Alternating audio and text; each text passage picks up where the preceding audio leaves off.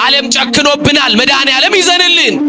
ዓለም እኛነታችንን ጠልታለች። ክርስትናችን ተጠልቷል። መስቀላችን ተጠርቷል። ኦርቶዶክሳዊነታችን ተጠልቷል። ማን ይዘንልን ወገኖቼ? የማይጠላን ማን ይዘንልን? አማኑኤል ይዘንልን ወገኖቼ። ዓለም ጠልቶናል። እመኑ፣ ዓለም ጠልቶናል።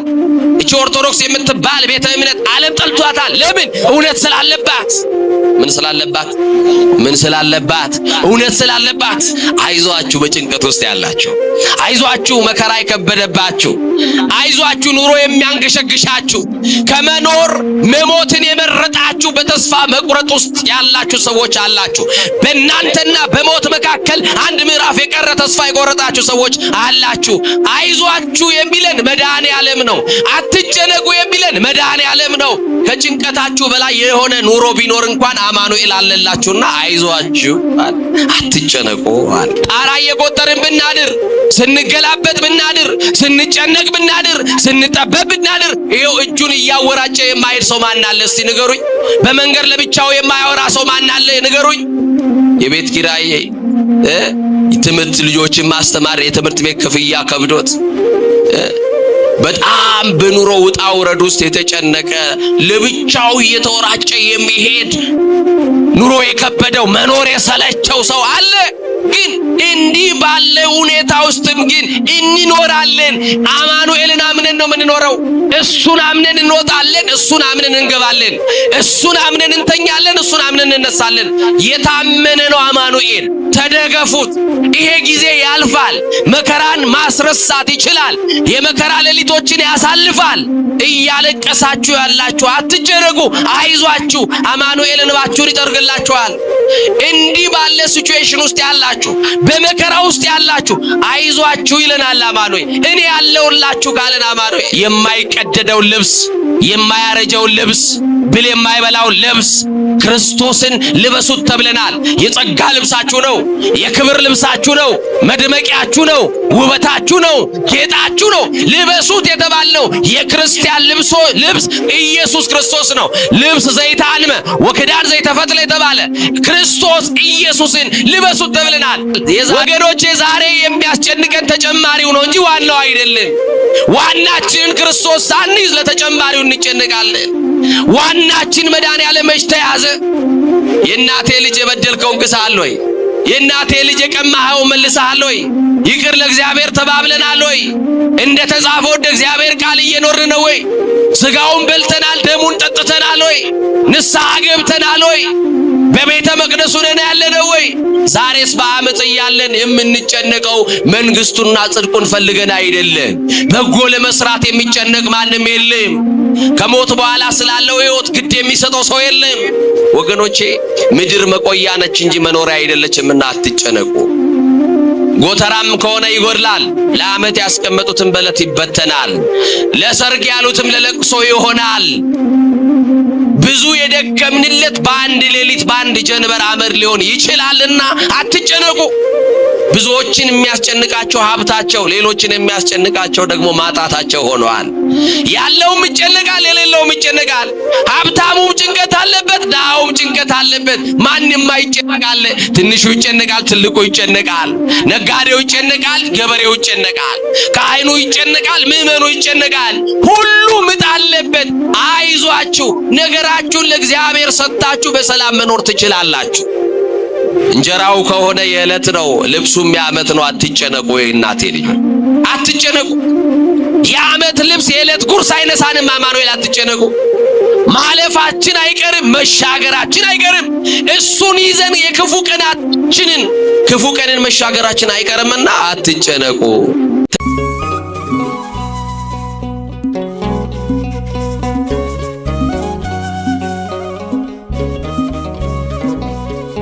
በስመ አብ ወወልድ ወመንፈስ ቅዱስ አሃዶ አምላክ ዘላለም ሥላሴ። በአብ ስም በወልድ ስም በመንፈስ ቅዱስ ስም አንድ አምላክ እናምናለን።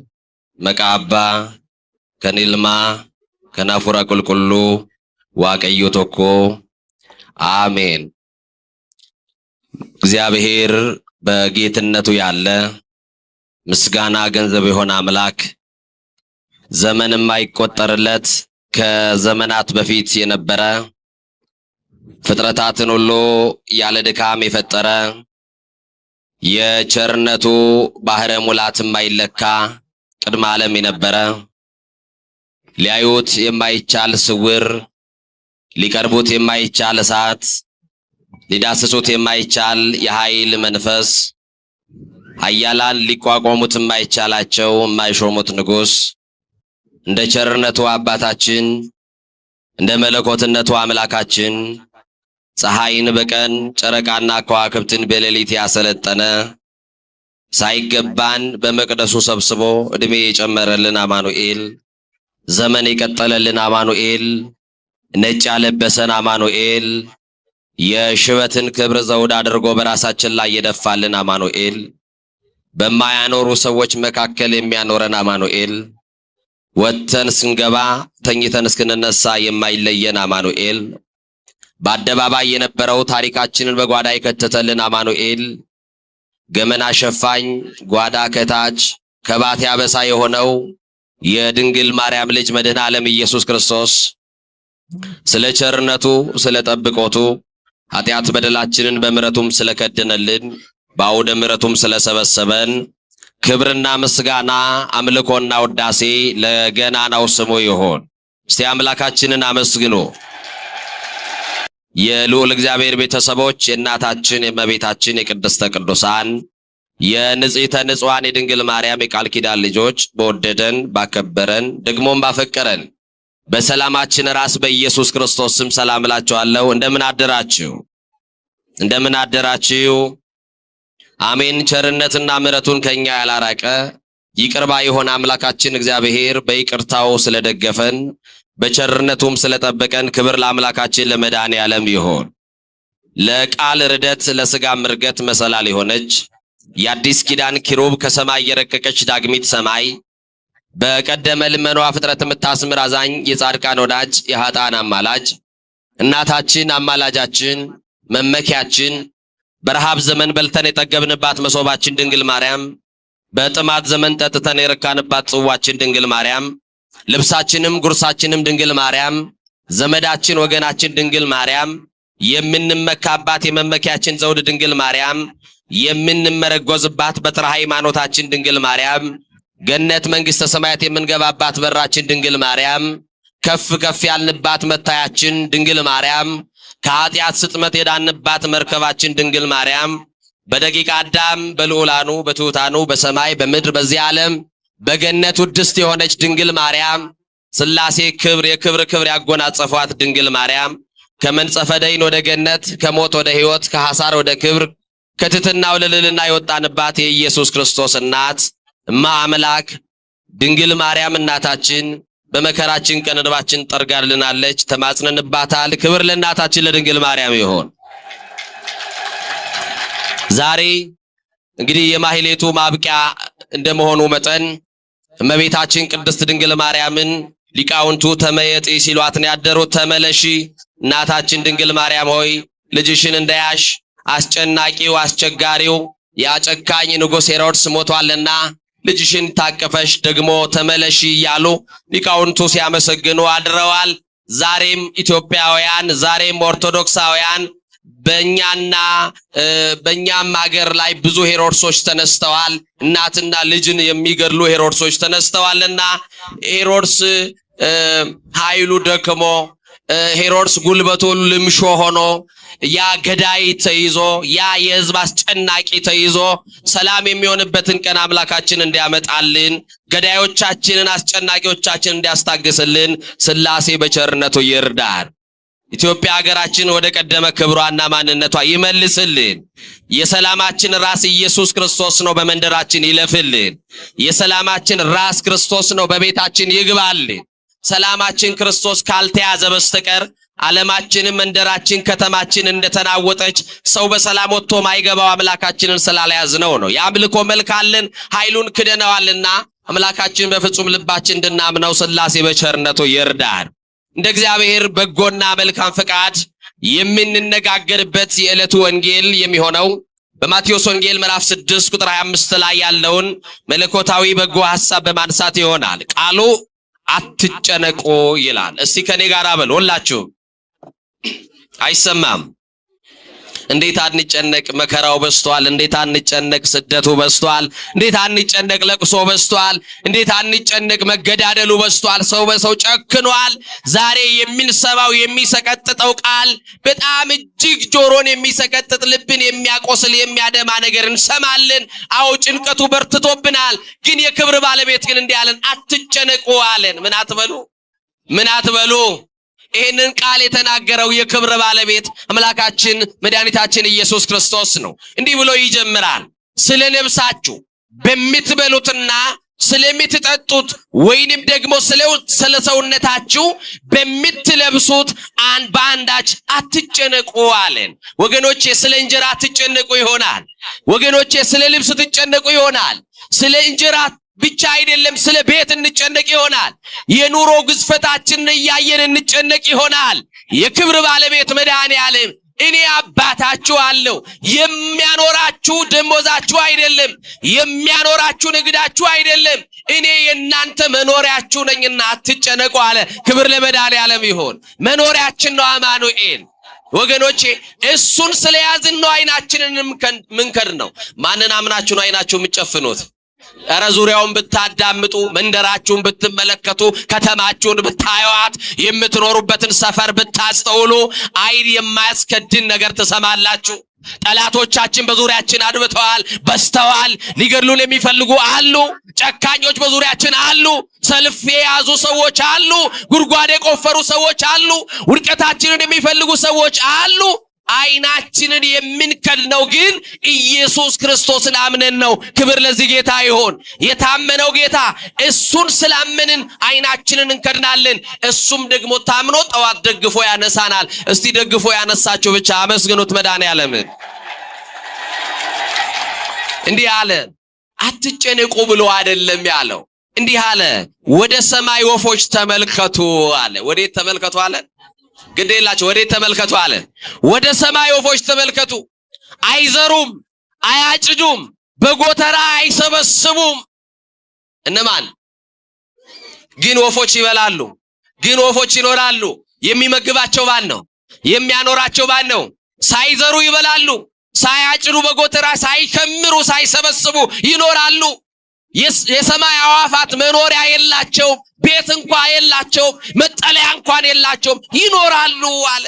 እናንተ ከሰማይ አዋፍ ታንሳላችሁ አለን መድኃኔዓለም። አይዟችሁ በጭንቀት ውስጥ ያላችሁ፣ አይዟችሁ መከራ የከበደባችሁ፣ አይዟችሁ ኑሮ የሚያንገሸግሻችሁ፣ ከመኖር መሞትን የመረጣችሁ በተስፋ መቁረጥ ውስጥ ያላችሁ ሰዎች አላችሁ። በእናንተና በሞት መካከል አንድ ምዕራፍ የቀረ ተስፋ የቆረጣችሁ ሰዎች አላችሁ። አይዟችሁ የሚለን መድኃኔዓለም ነው። አትጨነቁ የሚለን መድኃኔዓለም ነው። ከጭንቀታችሁ በላይ የሆነ ኑሮ ቢኖር እንኳን አማኑኤል አለላችሁና አይዟችሁ አለ። አትጨነቁ አለ። የሰማችሁ ይኖር ከእናንተ ተጨንቆ አለ በቁመቱ ላይ አንድ ስንዝር መጨመር የሚቻለው ሳለ አለ። ኧረ መጨመርማ ቢቻል እኔ ነበር መጨመረው። ይገርማቸዋል። የኔ ታይነ ሁሉን ነበር ማክለው ዛሬ ጨምሬ ማለት ይቻላል ወገኖቼ? ይቻላል ወይ? ጣራ እየቆጠርን ብናድር፣ ስንገላበጥ ብናድር፣ ስንጨነቅ ብናድር፣ ስንጠበብ ብናድር፣ ይሄው እጁን እያወራጨ የማይሄድ ሰው ማን አለ? እስቲ ንገሩኝ።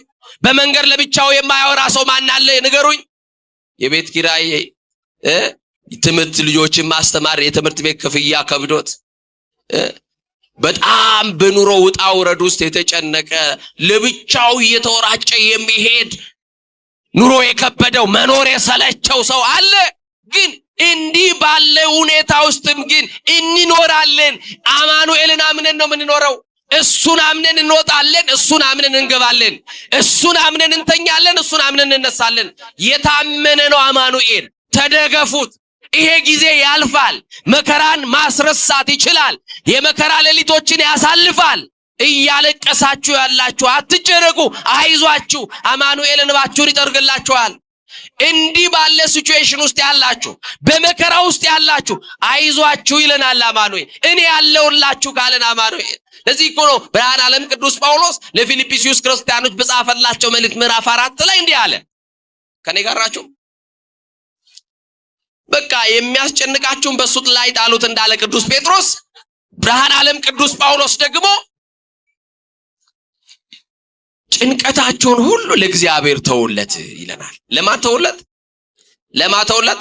በአንዳች አትጨነቁ፣ ጭንቀታችሁን ሁሉ፣ ችግራችሁን ሁሉ፣ ህመማችሁን ሁሉ ለአማኑኤል ተውለት ይላል። እውነት ነው። ለሱ ብንተውለት እኛም አንጨነቅም ነበረ።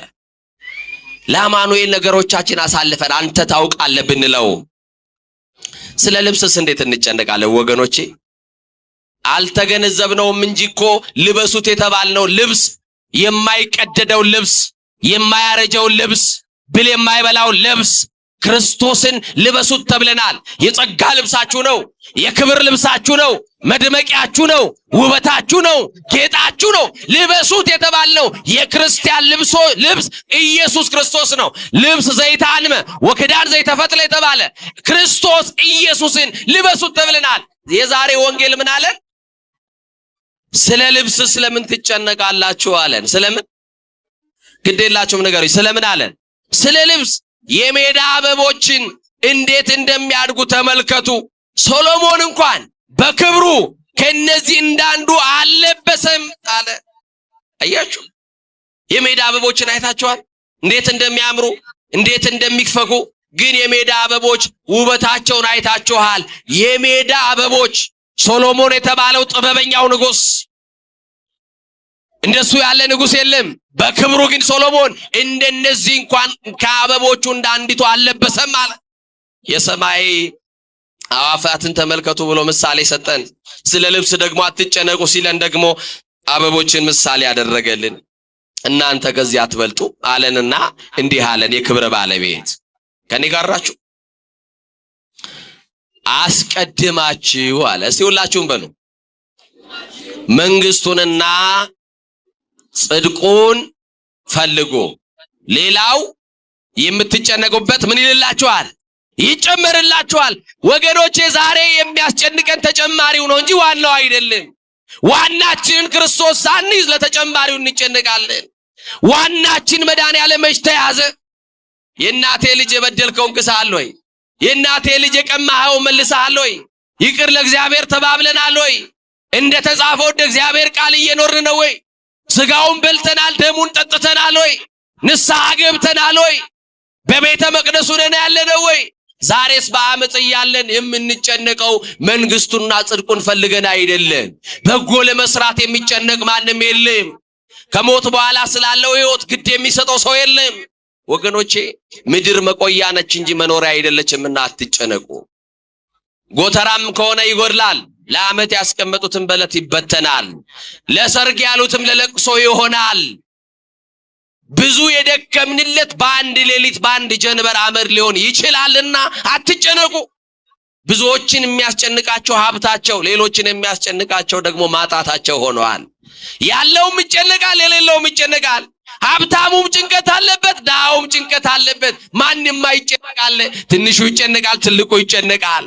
ነጋዴው ይጨነቃል፣ ገበሬው ይጨነቃል። ካህኑ ይጨነቃል፣ ምዕመኑ ይጨነቃል። ሁሉም ዕጣ አለበት። አይዟችሁ፣ ነገራችሁን ለእግዚአብሔር ሰጥታችሁ በሰላም መኖር ትችላላችሁ። እንጀራው ከሆነ የዕለት ነው፣ ልብሱም የዓመት ነው። አትጨነቁ። እናቴ ልጅ አትጨነቁ። የዓመት ልብስ የዕለት ጉርስ አይነሳንም። አማኑኤል አትጨነቁ። ማለፋችን አይቀርም፣ መሻገራችን አይቀርም። እሱን ይዘን የክፉ ቀንን መሻገራችን አይቀርምና አትጨነቁ። ትዳሩም ጭንቀት አለው። ዛሬ እውነት አስር ትዳሩ ጭንቀት አለው። አዎ ያላገባውም ይጨነቃል፣ ያገባውም ይጨነቃል። ነጋዴውም ይጨነቃል፣ ያተረፈውም ይጨነቃል፣ ያላተረፈውም ይጨነቃል። ስራ ያለውም ይጨነቃል፣ ስራ ያጣውም ይጨነቃል። ሁሉ ይጨነቃል። የምንጨነቅበት ነገር ይለያይ እንጂ ወገኖቼ እንጨነቃለን። ከኔ ጋር ናችሁ አይደል? እንዲህ ይላል ጠቢቡ ሶሎሞን በመጽሐፈ መክብብ ምዕራፍ 2 ቁጥር 25 ላይ እንዲህ ይላል፣ ያለ እርሱ ፈቃድ የበላ ይላል። እስቲ ክበሉ ከኔ ጋር ያለ እርሱ ፈቃድ የበላ በሉ። ደስታንስ የቀመሰ ማን ነው አለ። እውነት ነው። ያለ ክርስቶስ ፈቃድ የበላ አለ ወይ? ደስታንስ ያለ እሱ ፈቃድ የቀመሰ አለ ወይ? የለም። መውጣታችን በእርሱ ነው፣ መግባታችንን በእሱ ነው። ተደገፉት። ጨለማን ያሳደደው ብርሃን ክርስቶስ ነው። በሕይወታችሁ ያለው ጨለማ እንዲገፈፍ አማኑኤልን ተጣበቁት። ኢየሱስ ክርስቶስ ዓለምን ሁሉ ያበራ ፋና ነው። በሕይወት ውስጥ ያለውን ጨለማ እንዲያበራልህ ተጠጋው። ኢየሱስ ክርስቶስ የማይነዋወጥ መሰረት ነው። የሚነዋወጠው ቤት እንዲጸናልህ ተደገፈው። ኢየሱስ ክርስቶስ የማይፈርስ ግንብ ነው። ቤት፣ ትዳር፣ ሕይወት እንዳይፈርስ ተጠጋው አማኑኤልን። ኢየሱስ ክርስቶስ የማይሰበር መርከባችን ነው። መርከብ የተባለው ቤታችን ሊበጠበጥ ይችላል። መርከብ የተባለው ንግዳችን ሊበላሽ ይችላል። መርከብ የሆነ የተባለው ሕይወታችን ሊናወጥ ይችላል። ታስታውሳላችሁ? የዮሐንስ ወንጌል ምዕራፍ 6 የማርቆስ ወንጌል ምዕራፍ 6 ላይ የተጻፈ አንድ ቃል አለ። የክብር ባለቤት መድኃኔ ዓለምን የሚከተሉ ብዙ ሕዝቦች ነበሩ ይላል። ማንን የሚከተሉ? አዎ ከሕይወት ሰልፍ ውስጥ ካላችሁ አማኑኤልን እየተከተላችሁ ነው ማለት። አዎ ብዙ ሰዎች የሚከተሏቸው ሰዎች አሉ። እኛ ግን የምንከተለው አማኑኤልን ነው። የሕይወት ሰልፍ ውስጥ ነው ያለነው እና የክብር ባለቤት መድኃኔ ዓለም በመንደራቸው ሲያልፍ ገበያቸውን ትተው ሊያተርፉ የወጡትን ዋናቸውን በትነው አማኑኤልን የሚከተሉት ሰዎች ነበሩ ይላል። እውነት ነው። እሱ ሳይያዝ ምን ትርፍ አለ? ዋናችን እኮ ነው ክርስቶስ።